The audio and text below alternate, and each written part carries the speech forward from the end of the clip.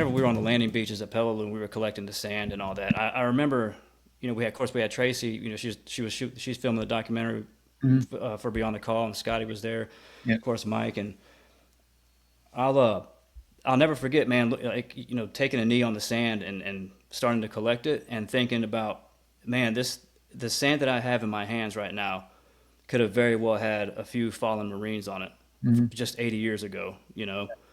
That hit me, and then the realization of just how important it is to keep those stories alive. Yeah. As Tracy and Scotty are behind me, Mhm. knowing what they're doing, Yeah. same thing that you're doing, and I can't thank you guys for all you do. Enough. It just show it just it got me. I started crying. When I was on the beach. That was by far the heaviest point of that entire trip. But it was because I realized just how much how sacred it is, and how important it is to keep those stories alive, and how grateful I am, for you guys and everything that you guys do, and it means the world. It always will. So Thank you. I just wanted to thank you for that, Tim. Well, I think you have a moment where you can picture the scene of what was there, and it's the same on Omaha Beach in Normandy. Why people take sand from Normandy? It's the same thing because they can picture the opening 30 minutes of Saving Private Ryan or whatever it is, and you need that visual in your mind of what took place in that place that you're at right now. Hmm. And you see that in the archival footage of the first Marines landing at White Beach on Peleliu, and you see it, and you're thinking to yourself, this is where it took place. This is ground zero per se. So yeah, a lot of people will cry when they go back to Normandy and take sand from Omaha Beach or Utah Beach or Sword or Juneau or Gold beaches. So you're picturing in your mind the chaos and the horror that took place where you're standing in the world right now. And there were Hmm. people, your age, younger, 18, 19, 20 to 25 years old, um, never been out of the United States. And here they are landing in these islands in the Pacific that they've never heard of, and, being decimated right where they are. And there's a lot of blood that's underneath that sand. And I Hmm. think that's when you start to realize, and that gets really heavy. Yeah. Well, and I think Yeah. we were talking with Don, John, Al. It's so funny to talk to these old guys, and Yeah. for especially for younger people out there who are checking us out, listening along. Back then it's so funny to hear these guys talk about, like, they didn't even know what the hell Pearl Harbor was. I know. Yeah. Never, I mean, never heard for of 1941, they didn't have Google and Yeah. YouTube and it. Uh-uh. all of these things, and people posting selfies from the Hawaiian beaches on Instagrams. Like, Yeah. these guys were just trying to stay alive, man. Like, make it through school, Yeah. figure out where their next meal was coming from, Yeah. and then but all they knew was that their country had been attacked, Yeah. That's it. and they were going to go do something about it. Yeah. Because their buddies were. And Yeah. the guys who were 4F, who failed their physicals, there were a lot of guys in the United States Man. who committed suicide because they felt they were letting their friends down and their country down by not going to war. So if you had a bad knee or an ear problem or an eye problem and you couldn't go off to war, that was a lot of guys just ended up killing themselves because they were such a sense of guilt that they couldn't help their country at that time. And it's really sad, but they're best friends going off from high school. The whole class is gone, and you're the guy who's left behind because you've got an ACL injury in your left knee or something. You failed your physical. It was a different time. It was really a Hmm. different time. And you got guys like Sledgehammer that, Yeah, yeah, right, heart murmur. Yeah. Yeah. they figure it out. They Yep. and I think that's the thing. Maybe gets lost in his story. I don't know. I don't know what other people's perceptions, but I mean, he just, not only did he go through everything that he went through, but the fact that all that he went through to even get in and do it, that Yeah. he was, because anybody could just been like, oh, all right, Yeah. I'll say I can't, I it out. couldn't. Like, how many times have we heard people be like, oh man, I wanted to join? Yeah. Yeah. One day Yeah. people will learn we don't want to hear that. Like, we don't, I like, wanted to join, but I had a club foot.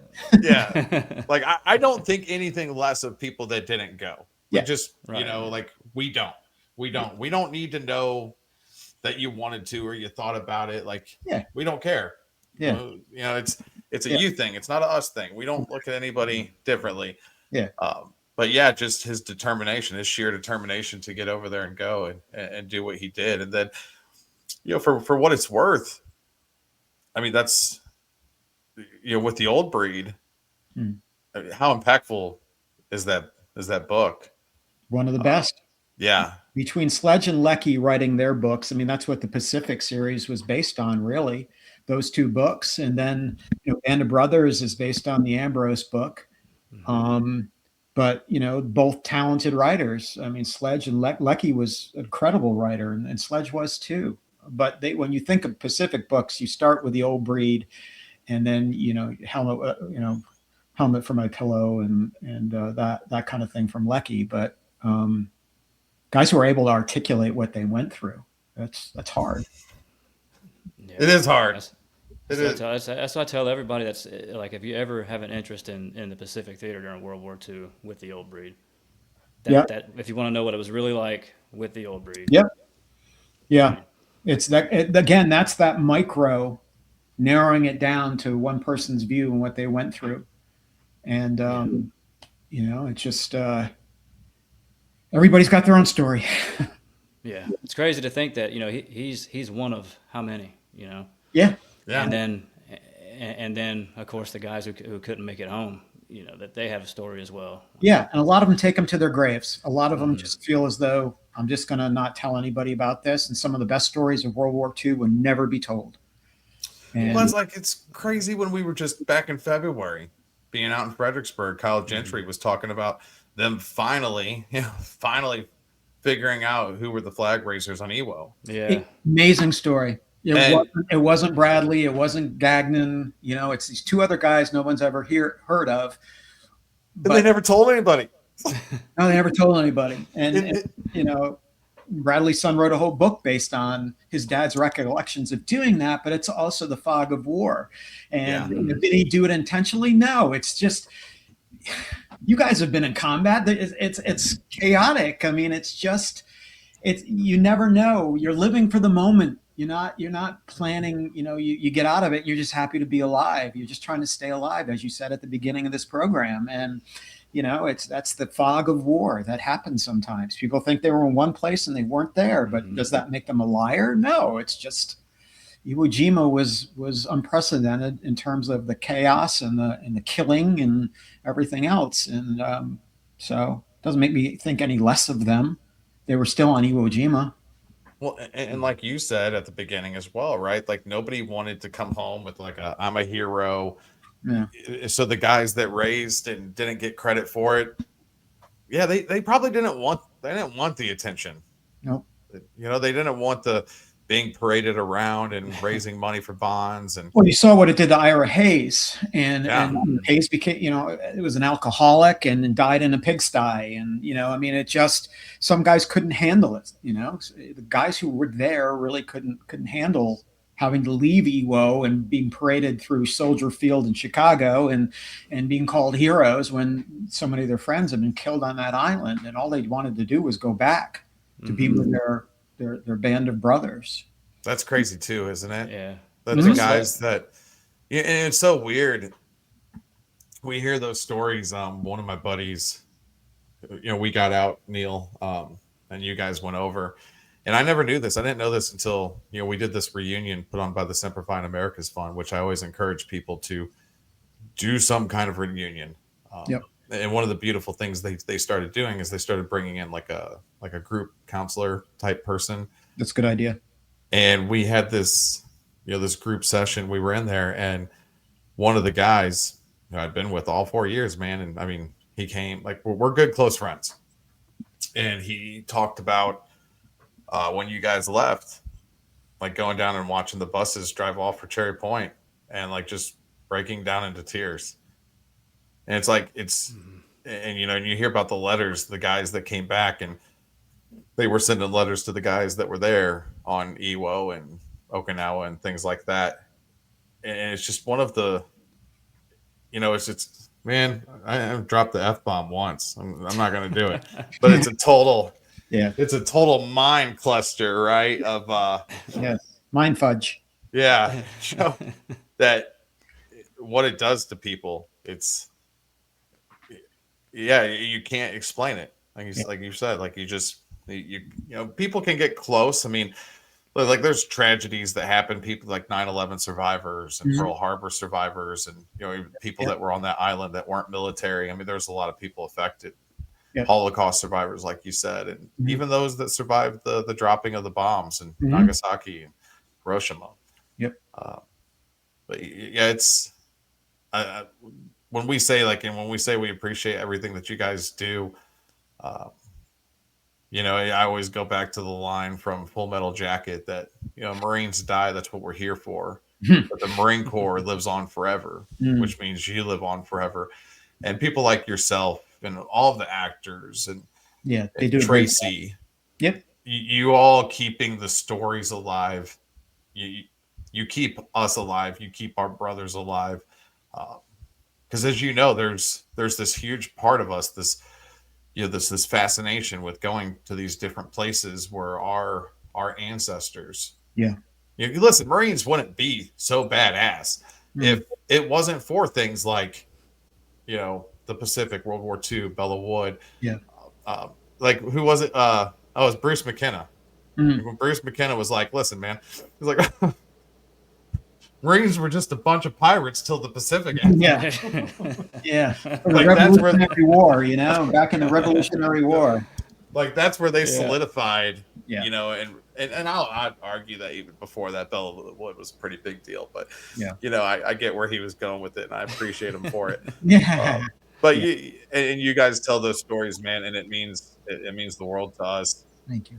And so Means the world to us too to be able to sit down with those men and women and hear them talk, because it's just we're running out of time to do that. So anytime you do that, it's like I said, it's a moment. You cherish it. yeah. So for anybody that wants to support you guys, like what you got some You can send $1 million check to the World War II Foundation. No, I mean, we have a donate link on our website, and we always appreciate donations and things like that. We have to raise all our money for every film that we do, and in some years it's a little easier than other years. This year's been a tough year for a lot of nonprofits just raising money. So yeah, if they want to go to the website, the World War II Foundation, and make a donation, we'll put it towards some films we have coming up and education and everything else. And we've got a great museum in Rhode Island too that's got about 7,000 World War II artifacts, and we have a lot of stuff from the Pacific War. We talk to the students a lot about what went on in the Pacific because they don't know. So yeah, education is important. So we're gonna make sure that we include the links in this, Great.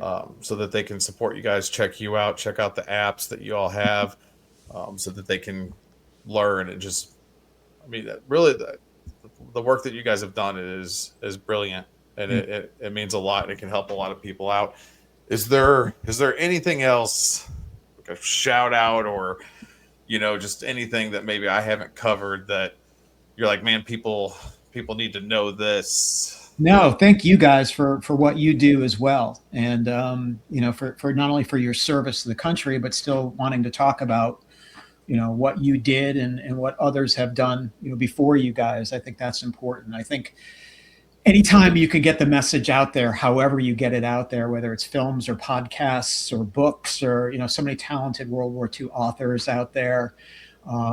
Henry Sledge just wrote a follow-up to The Old Breed about taking some elements of the book that weren't in the original, and he's keeping his dad and the First Marine Division's legacy alive. There are just so many good people out there who are just, this is their niche, this is their calling, to make sure our military are never forgotten from what the Revolutionary War on up. And whether it's Ken Burns' series on the American Revolution, or bringing veterans back to Europe or the Pacific to bring them to Pearl Harbor. Next year's the 85th anniversary. There are a lot of people who are working really hard to make sure that these stories don't fade away. And you guys are part of that whole mix too.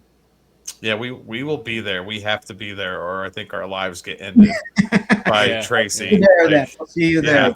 Yeah. Yeah, and you know what else we got to do? We got to come up to the museum sometime. And Absolutely. you like do a show from there. Yeah, you love it. The Pacific Museum out in Fredericksburg, they've invited us to record from there as well. So, Good. we got to get around and do some more and Yeah. help get, especially, getting these guys, like you said, on these trips while we still have them. Yeah, well, they can sometimes travel. A lot of them can't, but some Yeah. of them are determined. And what's neat too is like when you do these trips with them, it gives them something to look forward to. It keeps them invigorated and looking forward to the next year. And a lot of the times, if they don't have that, then they kind of just fade away. But you've got Something to live for. something to live for. So the Purpose. 85th, there are 9 Pearl Harbor survivors left. So next year will be the 85th anniversary. So it gives, those who can travel something. You might get a couple of them out there. You might get some other veterans out there like you guys have had. It just gives them a purpose. And I think that's great too. Yeah. Well, Tim, thank you so much. Thank you guys. I mean, truly appreciate your time. Sure. And to everybody out there listening, go check out the links that we have here. Help support. Do whatever you can. To check out everything that Tim's put out there, the information, him and his team and his foundation. It's incredible stuff. And thank you guys for all of your support. We keep doing this with you, for you. And until next time, Semper Fi.